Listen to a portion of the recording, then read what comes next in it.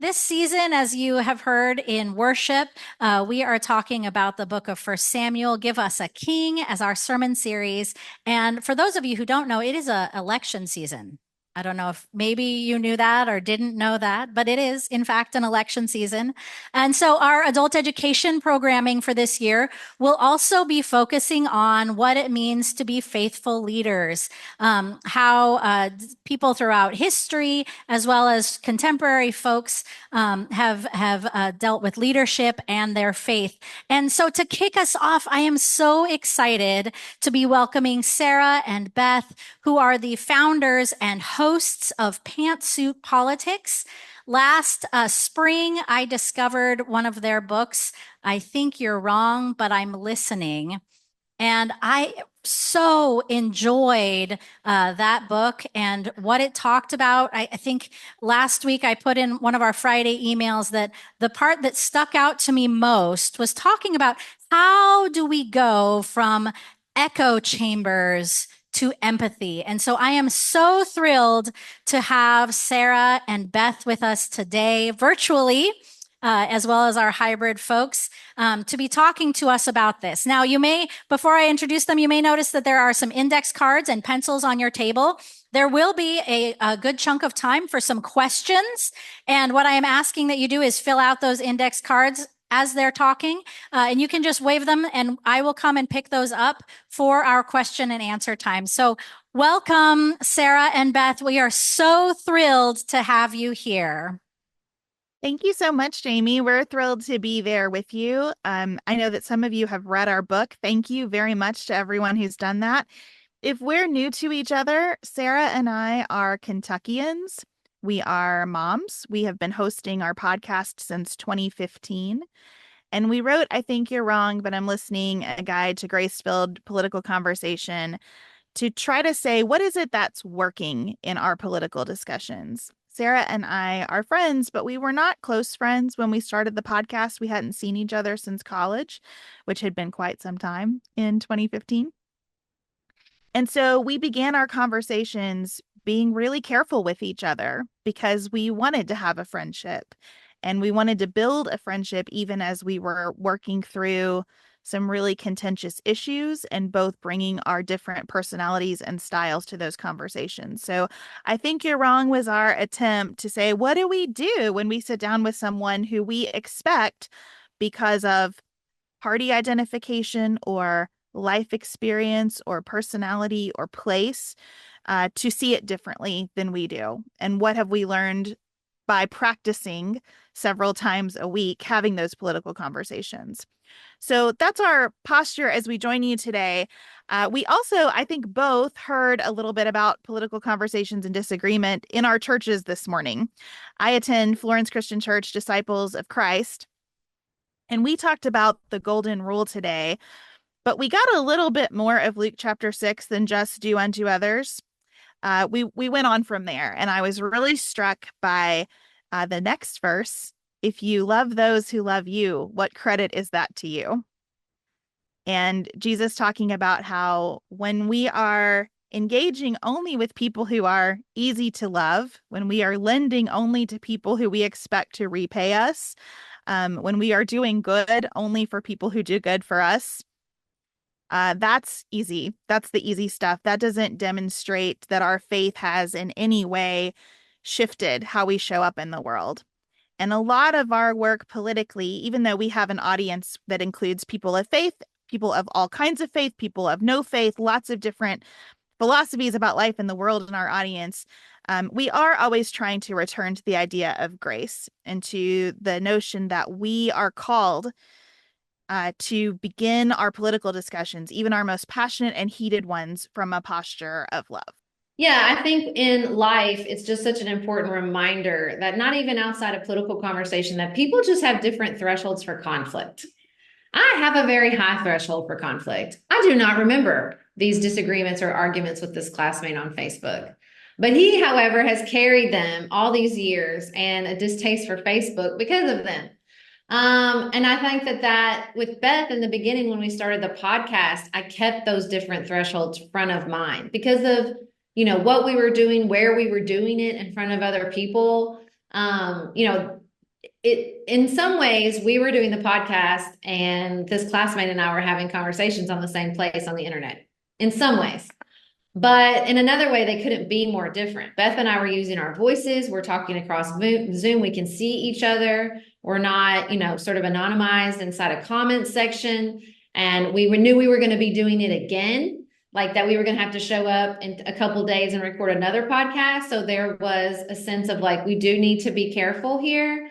And I wish that there was a way, and I do think there is a way to bring that to some of our most difficult conversations, still keeping in mind that that's another person. That often the exit chamber that's hardest to leave is not our political one with the people who agree with us. It's just the one inside our own head that tells us our experiences are reflective of everyone's experiences, that our opinions are the best informed and the most correct, and that because our intentions are good inside our own head, that everybody will feel those good intentions. And that's what matters. I have a 9-year-old that we're working on this all the time with now. He'll say, but I was just joking. And we're like, well, you might have been, but the other person didn't feel it as a joke. And you have to think about how your words and actions land in with other people. That's true for adults inside these difficult conversations as much as it is for a 9-year-old at recess. So Jamie mentioned that it's an election season, which, my experience in life has been that presidential elections do not bring out the best in us. No. And that is my observation as a person who absolutely loves news and politics. I want to hear everything. I want to know every policy. I want to have conversations like, what do you think about giving first-time home buyers $25,000? Like, I want to get way into the weeds. And I forget that for people who do not love news and politics, presidential elections feel like an assault on them, right? That now suddenly in spaces that they thought could be apolitical, this is invading them. My husband and I watched Survivor last night, and I was thinking about how many people are out there watching Survivor and cannot stand all these political ads in the middle of it. It's just like it's like an attack on our peace during this political season. So when you are talking with other people about this season, because it is unavoidable, I try to think, well, what do people enjoy talking about? Like, we love telling stories. How can this election be a time of connection where we invite other people to tell their stories? So less, how do you think we should deal with immigration? And more, how has immigration shown up in your family? Or have you ever thought about living outside the United States? Or have you lived outside the United States? What was that experience like for you? More places where we can invite each other to say, well, this is who I am and what I'm thinking about and how I got there. And less like, where do you stand on specific issues? When we do that, I think we just make a lot of room. We can become soft places for people to land in the middle of this time that is so contentious and so obnoxious for lots of people. And I hope that that's the place that faith shows up for me, that I am a soft place for people to land. I am a safe space for you to have conversations about things that matter to whatever degree and in whatever posture you feel comfortable doing that. Yeah, I think a lot about how often Christ spoke in parables, that he wasn't always showing up with a crowd and saying, this is the correct way to view this. Although it does seem like he had the authority with which to do that. But he was often asking questions. Even with these disciples, he didn't say, you were arguing, hush, I'm the greatest. Like, that's what they were arguing about. Who was the greatest? He said, what were you arguing about? Even though in theory, I suppose he knew. And I think about in our conversations, how often we can center peace and grace and curiosity with each other instead of information. Instead of assuming the person just doesn't understand, assuming that the person does understand, but that you don't see it through their perspective. And if you could bring some curiosity. We always talk about narrating the conversation. Well, what I'm seeing is that you're getting really upset. What makes you so upset about this issue? I can tell you what makes me so upset. This is my life experience that really informs where I'm coming from on this. I think centering that curiosity and really taking it as your task to understand the other person instead of to convince the other person is key. People will not take in information if they don't feel heard. I ran for city commission in my hometown several years ago. I knocked on 5,000 doors, and when you knock on someone's door and ask for their vote, it's like they have permission to tell you everything they've been holding in about politics. So let's say they're a person who either has worn everybody out with their political opinions or is scared to share their political opinions. When you show up, especially as a woman, and say, I'd like your vote, this is like their opportunity. They're so ready. And what I learned really from that experience is that people don't feel heard. They are holding a lot in. They are swallowing a lot of frustration, a lot of confusion, a lot of misunderstanding around politics, especially during presidential years. And that grace to think, okay, maybe the person, isn't willfully ignorant, but is really doing the best they can with the information and experiences they have. And how can I learn more about that for myself? Because again, ultimately, we are the only ones we can control. It really changed the tenor of the conversations and changed how I felt coming out of them, ultimately. Sarah and I were at a church in Nashville talking about this with a United Methodist congregation a couple of weeks ago. And we focused on the story of Jesus with the woman at the well.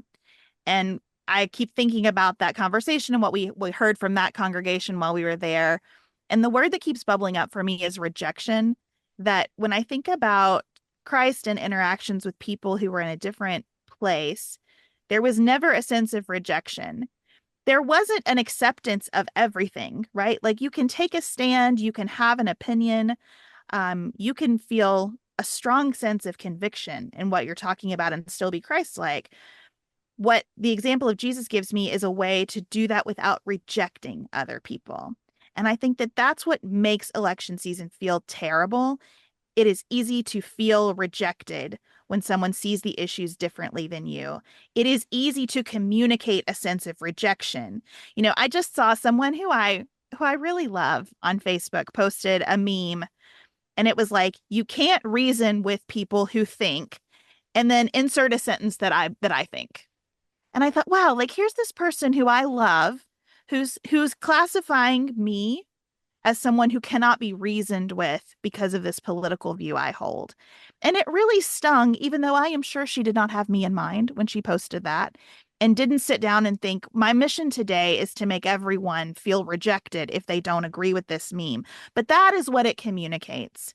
And I really struggle with this on the podcast. When Sarah and I talk to each other, we try not to think too much about how many people will listen, but thousands of people will. And I cannot hold all of them in my mind and my heart as we talk. I will disappoint some of them. Many of them will disagree with me. I will say something that makes them angry without understanding that it will or why it would. So a guidepost for me in this election season is becoming, how can I communicate my feelings, my questions, my thoughts, my frustrations, my strong convictions without making people feel rejected in the process? They can disagree. They can think I'm wrong.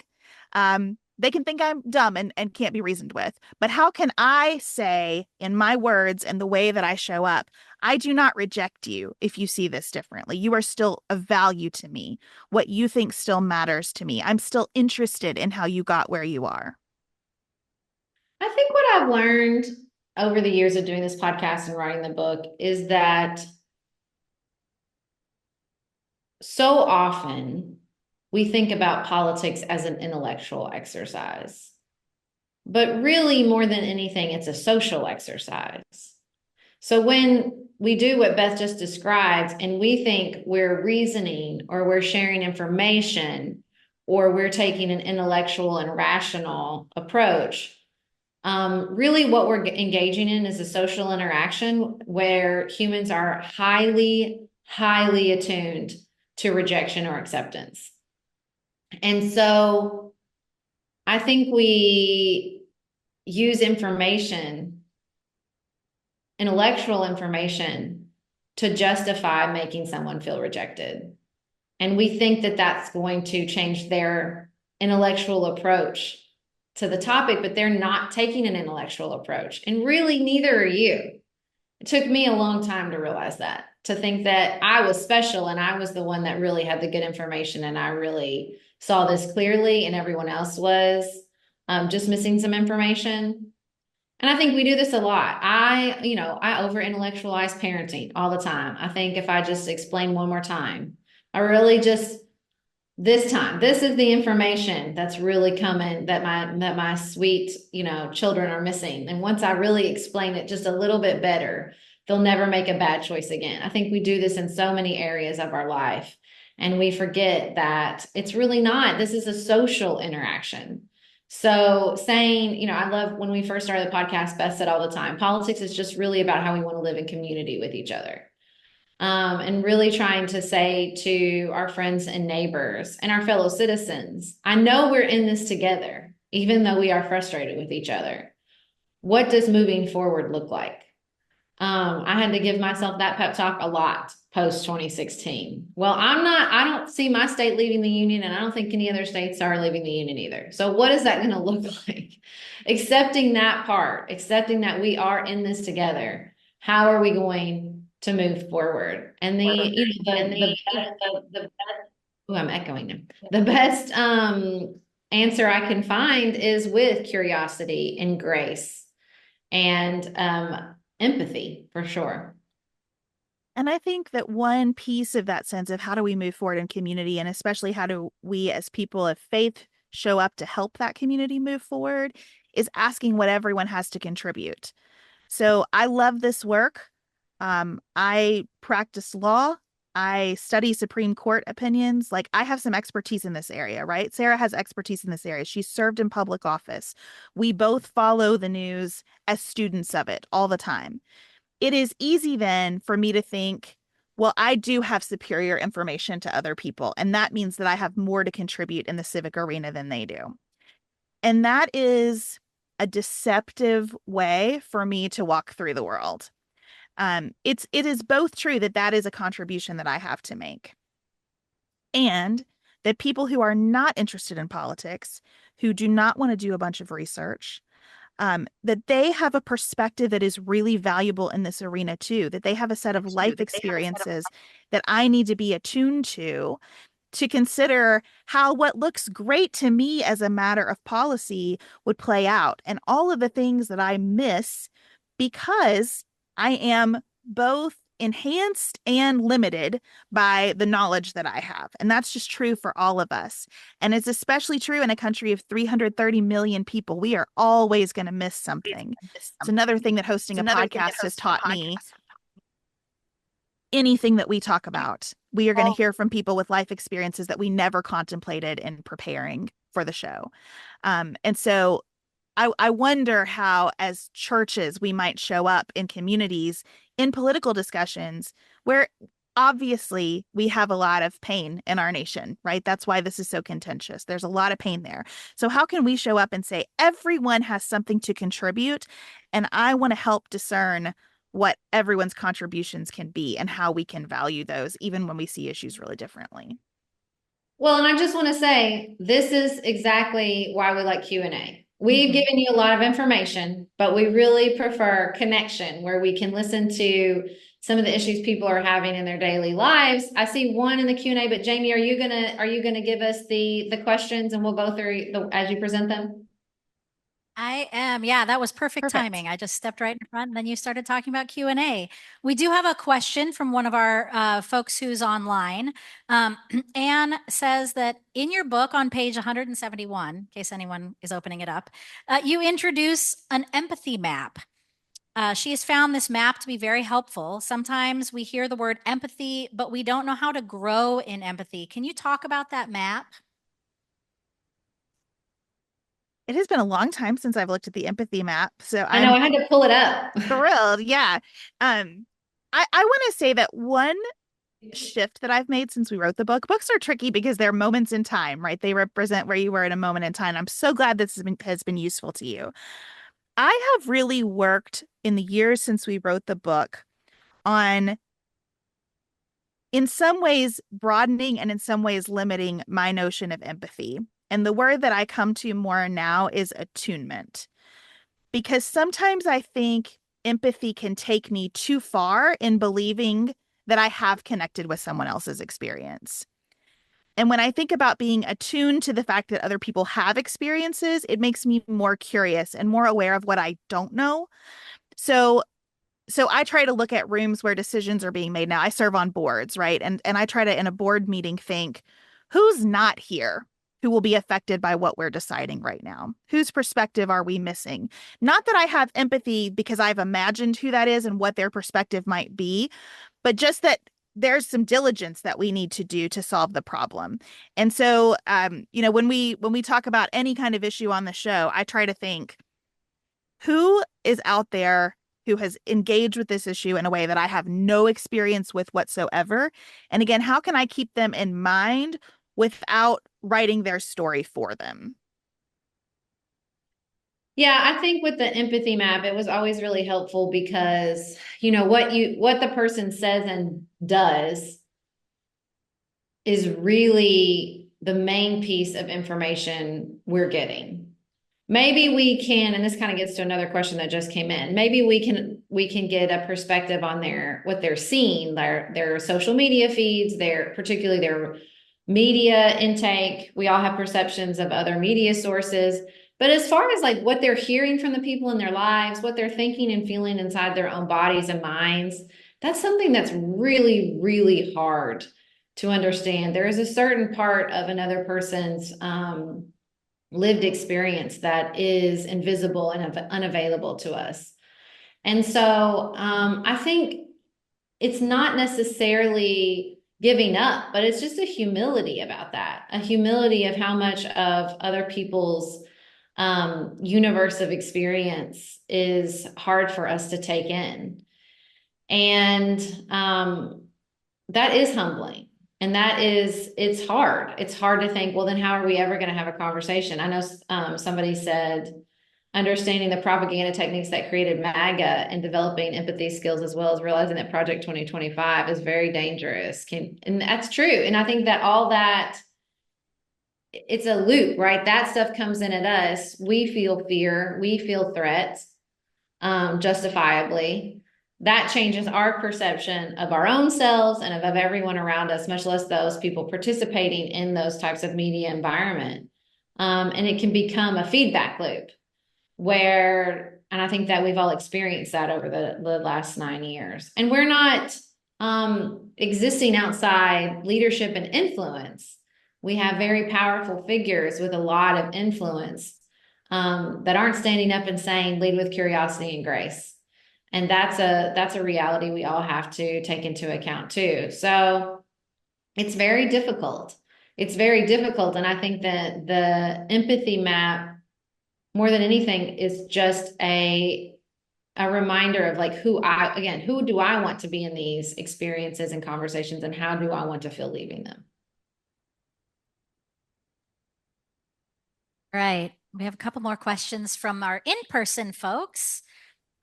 How can one reconcile and deal with the term Christianity and Christian being hijacked by a political movement for political purposes? We had Rob Reiner on our show a couple months ago because him and a filmmaker made a really great documentary. Beth, I am losing the name of the documentary right now. Do you remember what it was called? I don't. I will look while you're talking. You can look it up. And it was really powerful. It was about Christian nationalism. And the focus of the documentary was just elevating other Christian voices, right? Like it was just bringing into the debate and sort of the public square the idea that these people who have hijacked that term do not own it. They are not the only people representing Christianity. And I think that is incredibly powerful. And I think it's growing more and more, this sense that, progressive Christians and Christians of all stripes are saying, hey, these people don't speak for me.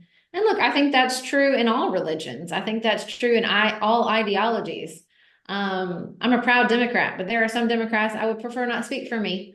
So I think that's always true, that there will be extreme voices inside any group that do not represent the majority, and the louder they get, the harder it is. And it's more important than ever that people in that identity who do not share that belief system stand up and say, they don't speak for me.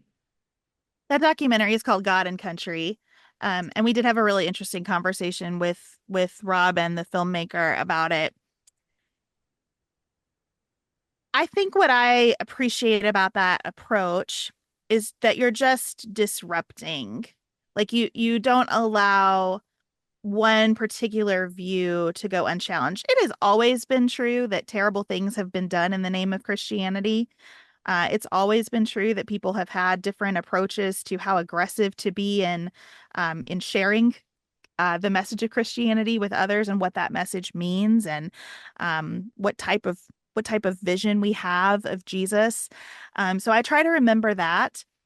And I try to just be that disruptive force in a variety of ways because I'm a curious person who loves work. So Project 2025 came up a minute ago. I read all 900 pages of the Mandate for Leadership, and I went through it really carefully. And I tried to get really specific with myself about what here do I really reject? And where is there space for agreement? What do I think is a good idea contained in here? It's 900 pages. Surely there's one good idea. That's kind of where I started. And I found them. I found some good ideas embedded in that document. And I found some places where I thought, this isn't my solution to this problem, but at least we agree that this is a problem. And then there were things that I just wholesale think are terrible. It's all there, right? And I think that's kind of a useful metaphor for the people that we encounter. People are more than 900 pages of text in their views, and in the way they express those views. And so, how can I be a disruptor in the way that Christianity is out there in the world, in the way that certain stand-ins for politics are out there in the world? I just want to get out of the place of saying, well, this is good and this is bad. This is the good way to be a Christian. This is a bad way to be a Christian. This is what's good about Project 2025 is either good or terrible, because almost everything is a big mixture. And being willing to take some of that apart has been useful for me. All right. Thank you so much. This has been very helpful. Do you have advice for parents of adult children who share different views on politics to remain connected and loving through differences? So I don't have adult children, but I do have a father who has very different political beliefs than me. And I do have a 15-year-old son who also has some very different political beliefs than me. I would say they are on each end and I'm somewhere in the middle. And so I really try to just prioritize the relationship. My dad tried to unfriend me on Facebook in 2016, and I said, no, we're not going to do that. I said, we're going to stay connected to each other. This is a tough time, but we're going to keep talking, and we're going to remember that the most important thing is that we love each other. My 15-year-old and I get in some real heated conversations and have, especially over the last year. And I always say, like, hey, we need to remember that at the end of the day, we love each other and that we do want to learn from each other and we want to hear each other out. But we have another book called Now What, where we really try to excavate at these different levels of connection, what's going on. And I think so often inside parent-children relationship, there's a generational conflict or there's a status change that actually undergirds a lot of political conflict. So maybe this parent is already feeling disrespected by parenting choices or where the adult child is spending the holidays, and the political views just feels like one more area of rejection. And I think narrating that as much as you can inside yourself, and then, maybe sharing in an de-escalated way, because these are very emotional topics, saying, hey, I think my feelings are hurt about some other things, and this is just one more level at which I feel like you are rejecting the way that you were raised, or you're rejecting the way I live my life, and I want to be connected to you because you're my child. And I think that that's really, really hard inside a parent-child relationship, especially with an adult child. But I think the more you talk about it, the easier it gets. The more you can articulate some of these sore spots, then the more that everybody can bring that carefulness a little bit more, hopefully, as the relationship continues. And I think it's helpful to remember that those other dynamics that feed into this sense of, am I being honored as a parent? Am I being respected? Am I being loved as a child? Am I being given space to be an adult? Um, those take weird shapes. Um, my mom, for as long as I can remember, has made blueberry muffins on Saturday mornings. And so when I finally had my own house and my own kitchen, I invited her to come up, and she was coming on a Saturday, and so I made blueberry muffins. But instead of using the box mix that she has used for my entire life, I made them from scratch. And I thought that that was my way of honoring her, that this is a food that she likes, and that I took extra effort to make it special. It really hurt her feelings. And she was never able to say it out loud. And it took me a while to figure out what was going on that day and why we had this friction between us. And I think that what I unintentionally communicated was, I think I'm doing this better than you did, instead of what I intended to communicate, which is, I'm so excited to have you here. And I really want to do my best for you while you're here.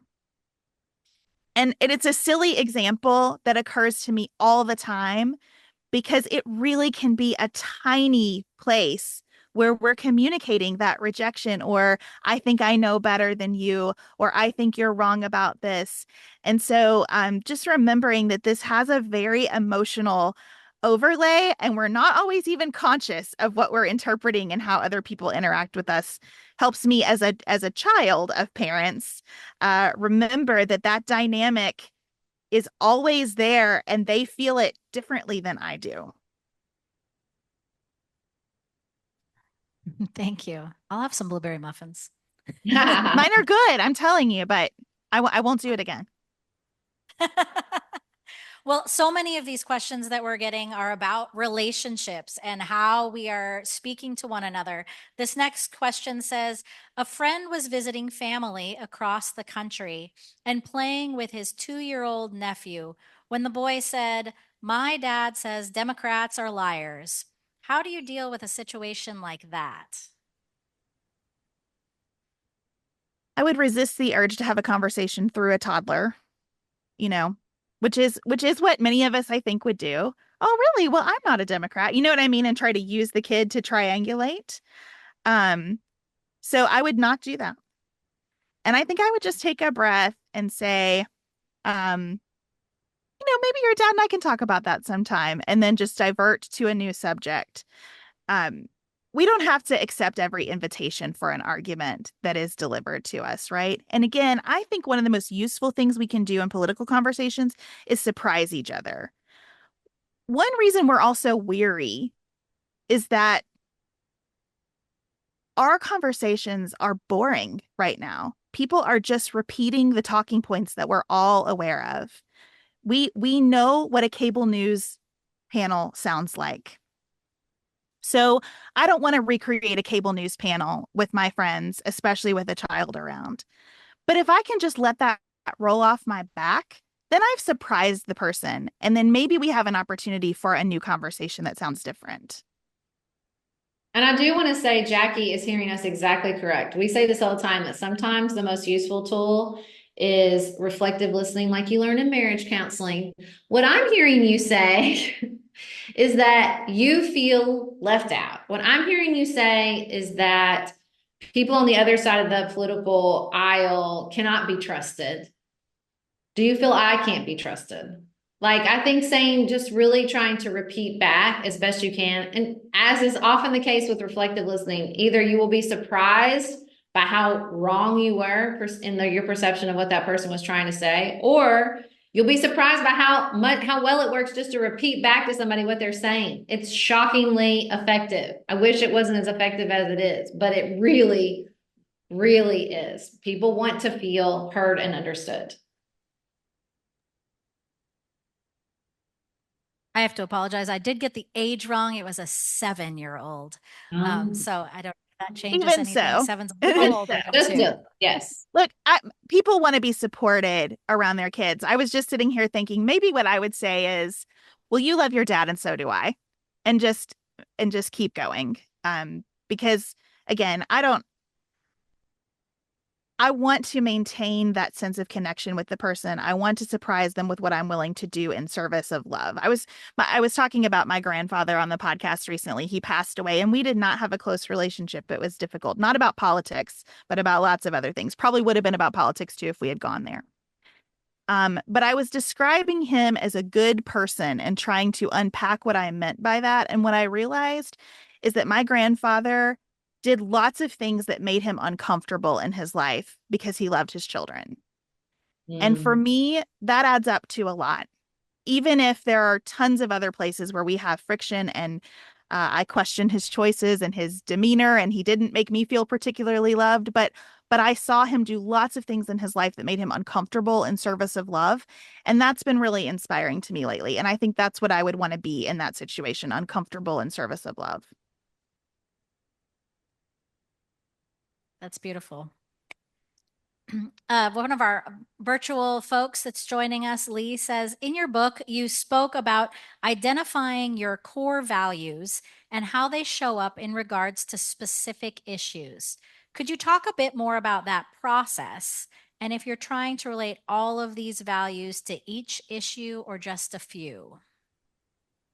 Early in the podcast history, I read a book by Jonathan Haidt, who's all the rage right now because of his writing about young adults and children and social media. But when we were starting the podcast, he had just written a book called The Righteous Mind, where he goes through these sort of core values that everyone shares and the different ways that people prioritize them based on their political identity. And I found it enormously helpful, enormously helpful, because I think that for the most part, I read another book later on that he said a value is shared by everyone or else it wouldn't be a value. There's no one who's going to tell you outside of psychoses or bigger issues that kindness is not a value of theirs, that leaving their kids better off than they are is not something that motivates them, right? That protecting those they love is not important. And I think it's a lot of how we prioritize those values in political groups and how we talk about them. But I really try to remind myself that my values are most everyone's values. I'm a crier, so don't be alarmed. I want to leave the world better than I found it. I want my children to have a better life than I did. I want people, for the most part, I want people to be free of suffering.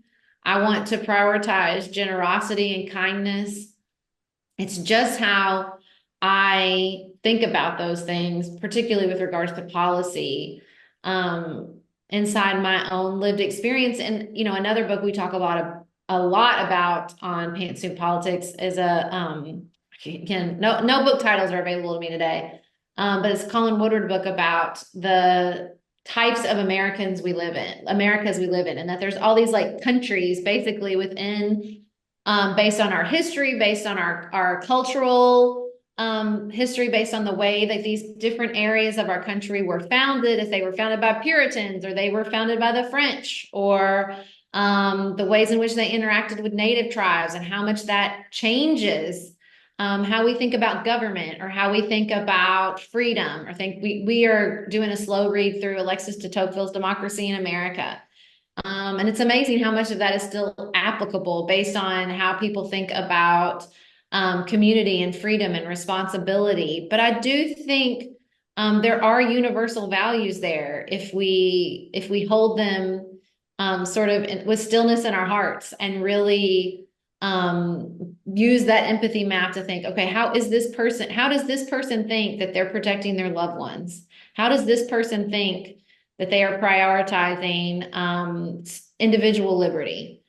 And I think sort of remembering it's almost less about identifying your values and more remembering that everybody has values. They might just express themselves differently than yours do. And I think a way to help lower the temperature in politics, um, recognizing that, yes, it is high stakes. It is. When you pass a piece of legislation in the United States about anything, it is high stakes. It's going to affect a lot of people. It's going to have unintended consequences. Some of them are going to be great. Some of them are going to be difficult. So it's always high stakes. Yes. And maybe we could talk often less about values and more about strategies. Not, is this the right thing to do? Is this going to be effective in the way that we intend? I just was looking at the Right to IVF Act. We had listeners with lots of questions about it, and I made a little episode about just what's in that legislation. It's a lot. But when you hear about that in the news, what you're hearing is people who are for it are for IVF, and people who are against it are against IVF. And it's a much more complicated than that. And we can lower the temperature in that conversation if we say, okay, let's break this down into a bunch of parts. First of all, what are we actually talking about? Secondly, when we talk about access, are we talking about affordability or rights? Thirdly, when we talk about what's moral or immoral, are we talking about ethics? Are we talking about religion? What place do those have in this conversation? I just think if we can make our conversations a little smaller by recognizing, as Sarah said, that everybody does have values that they're bringing to it, I think we can have a more productive discussion. All right. Here's a good question from the room. These are hard conversations. How many should and/or for how long do you have these kinds of conversations before you pause and decide to set a boundary regarding a certain topic?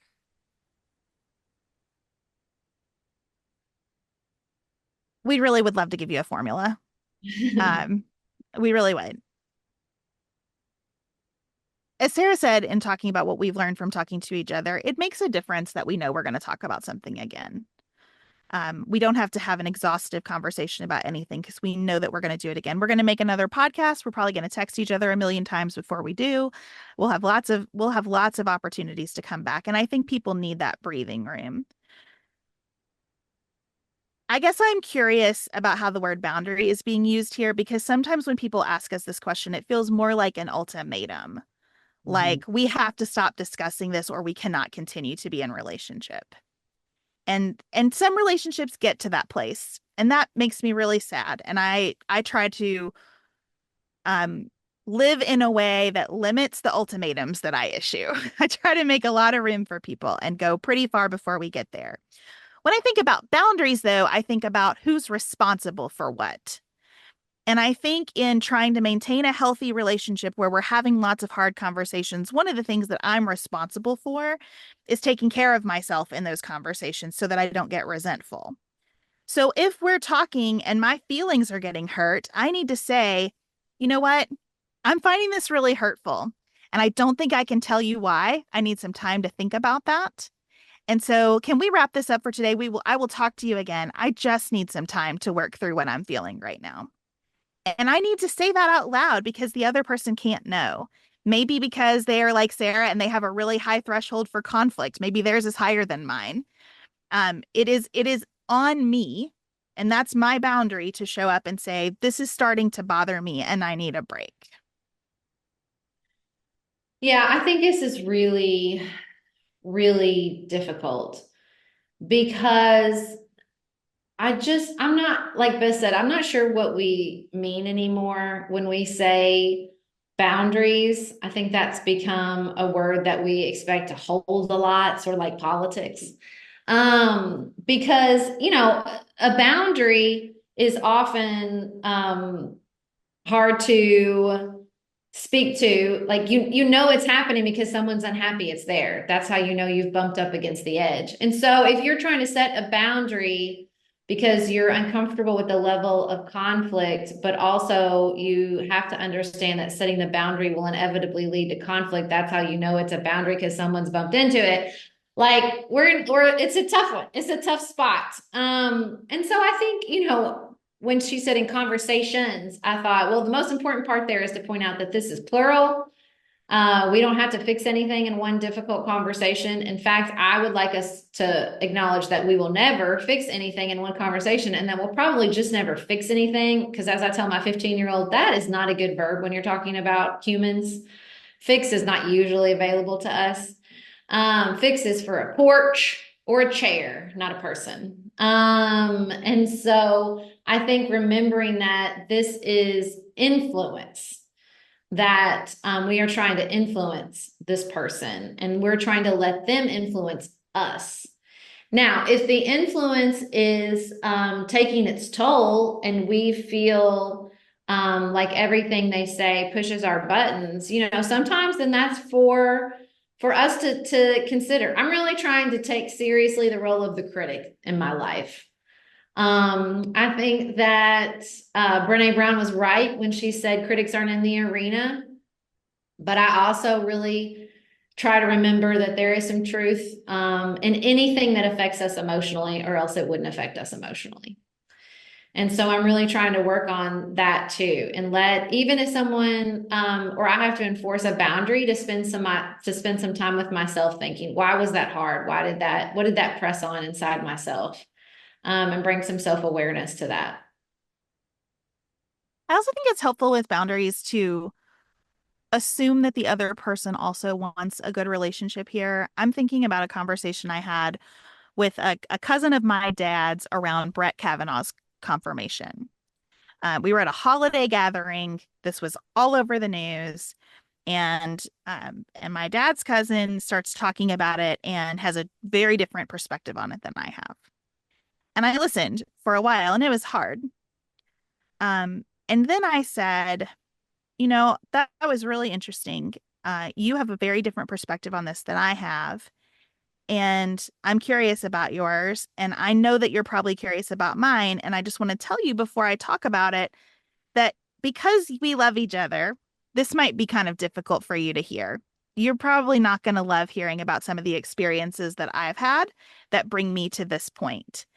And I think that put us in a really different framework, because I said to him, I'm assuming the best in you as we have this conversation. And I'm caring about your feelings and how it might feel for you to be challenged. And then we talk about it and he listens and he was like, you're right. There's a lot here that I haven't thought about. If I were in your shoes, I probably would see this differently. And then I literally said, would you like some pie? I'm going to go get some pie, to just like wrap it up, to say that was an easy signal of me saying both I am okay and I still care about you, and I'm done talking about this now, right? So I set that boundary, but very, very gently. And that goes back to that sense of like, if we can sort of narrate as we go along, not just what we're feeling, but our assumption that the other person has feelings too and our care for it, I think that helps. Thank you. You shared so many stories in your book, and I know you share a lot of stories on your podcast as well. Can you tell us, just maybe share a couple of maybe your favorite ways that you've seen folks or yourselves surprise people? You mentioned that you love to surprise each other on behalf of love. Example of your favorite way to surprise people in discussion, or also maybe a story about a repair that has needed to be made and how that has worked. I think, I do often try to surprise my family members in particular. My father, who is much more conservative than me, and his entire family is much more conservative than me. So when I have an honest critique or I'm upset with my own side, I always say, okay, this is my chance. This is my chance to show that it's possible to critique your own side and think they mess things up. I'm trying to think. There was a time recently where I texted them and said, like, I just want you to know, like, this is getting on my nerves. I don't remember what it was because it was a little while back, but I just remember the family group text being like, I can't believe we all see this the same way. but it was purposeful on my chance. I try to think of jujitsu. When people think I'm going to lean in, let me lean out so that they are thrown off balance and get comfortable with that sensation as well. I think that the capacity to just say, I got that wrong. I'm sorry. It's free. I know it doesn't always feel free, but it is. And it really does change the tenor of the conversation, the exchange, even in like Facebook comments. I think saying, oh, I'm sorry. I didn't realize you were so upset. That's not really what I meant. I really just wanted to hear where you were coming from, can really shift things, even in a comment thread.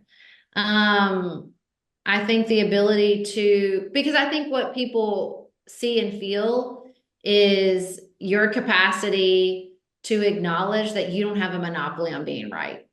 And that just doesn't happen a lot inside political conversations in America.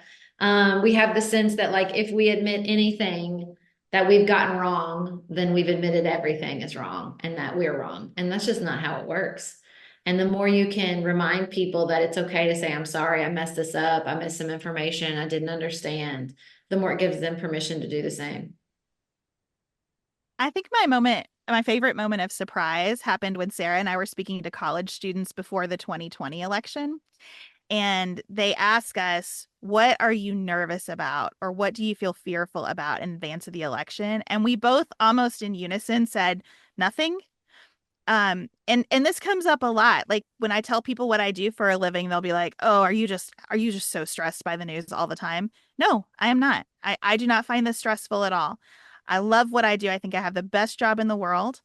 I do not have fears about the election. And that's not because I don't take it seriously. As I said, it's all serious. It's all consequential. It's all important. It all matters to me deeply. And I hope, again, drawing on my faith, that I always have joy running in the background, that I always have a sense of peace operating under the surface, that I always know that I think this is a Harry Potter quote, like what's coming will come and we meet it when it does. And I think more people need permission to learn how to care without that care being I'm super angry or I'm super anxious all the time. I think especially women get a message that our job in society right now is to be anxious and brokenhearted about everything all the time. And that does not fuel good work in the world. And so I like to surprise people by saying, no, I don't feel that. I care. It's very important to me. I'm deeply motivated. But I'm also okay. And you can be okay too. All right. Well, thank you so much, Sarah and Beth. This has been absolutely fantastic. I've seen the folks in the room, writing things down, nodding, making some gestures. So I know that folks have really enjoyed it. Thank you so much for being with us. Folks who are here in the room, we're going to take just the next 10 minutes to chat around our tables. And we are going to use a prompt that that Beth mentioned at the beginning. And I am going to put you on the spot here real quick, Beth. You talked about how do we as a church talk about these things. Can you just say that again? Because your wording was much better than mine. Oh, I don't remember exactly how I said it, Jamie, but I'll try. I think it is obvious that there is pain in our communities and our country by the level of rancor that we feel around elections. And so I wonder how we as a church show up to be present with that pain. So again, thank you so much, Beth and Sarah, for joining us. This has been fabulous. Thank you so much for having us.